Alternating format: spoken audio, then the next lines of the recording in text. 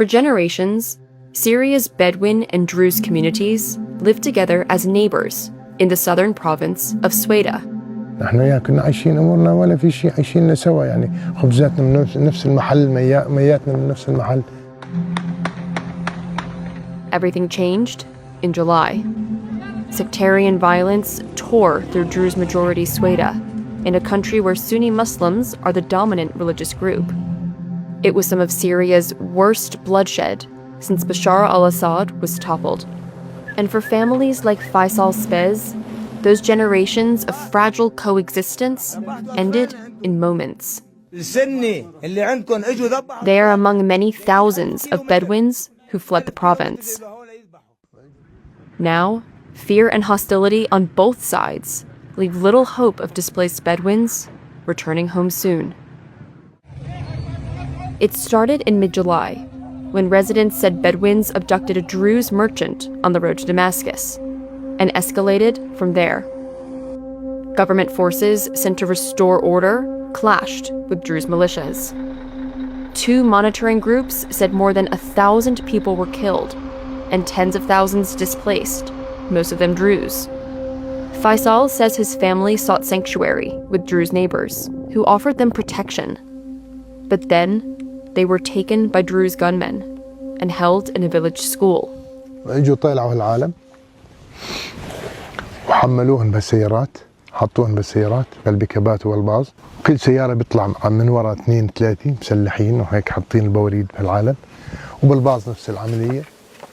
When their guards disappeared, they tried to escape. Shots were fired, and 3 of them were killed, the family says, including Faisal's 20-year-old daughter, who was getting married the next day. هذه استشهدت باللباس هذا، نفس اللباس. Faisal's family now lives here, in a tent in a neighboring province, where they work of farmers' fields. Members of both communities say their homes were torched, looted, or occupied. Both accuse each other of holding prisoners. Faisal accuses militias loyal to leading Druze cleric Sheikh Hikmet al-Hajari of driving his Sunni community out of Sueda. Over a dozen displaced Bedouins interviewed by Reuters said the same. But Druze leaders like Tareh al-Maush said they tried to protect Bedouin families.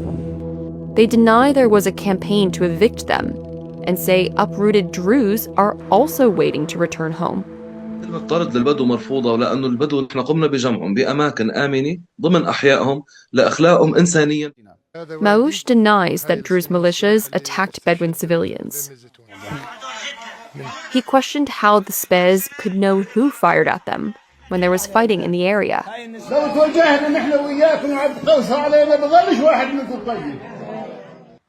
Video clips verified by Reuters were circulating on social media at the time, showing the Bedouin families at the Druze property. In one clip, a voice tells assembled Bedouin men they are safe, before accusing Sunni co-religionists of coming to kill Druze children. When asked about these videos, Maush noted there was an ongoing conflict and said a person may, quote, go too far verbally. But he said the men's remarks shouldn't be taken as threats or evidence that Bedouins were expelled from Sueda.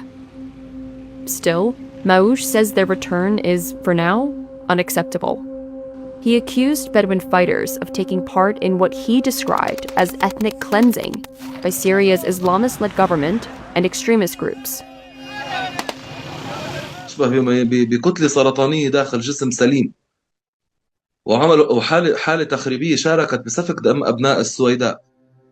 Druze fighters now control much of Sueda, patrolling roads and running local councils. And tensions remain high as the country's new rulers attempt to exert control. In September, the government announced a roadmap to resolve the conflict, backed by the US and Jordan. But Druze authorities quickly rejected it, demanding self-determination instead. As for Faisal, he worked in Lebanon for 17 years to build a home in Sueda, where he raised livestock and grew wheat and figs. it all disappeared in July. For his family, and thousands like them, the path home remains uncertain.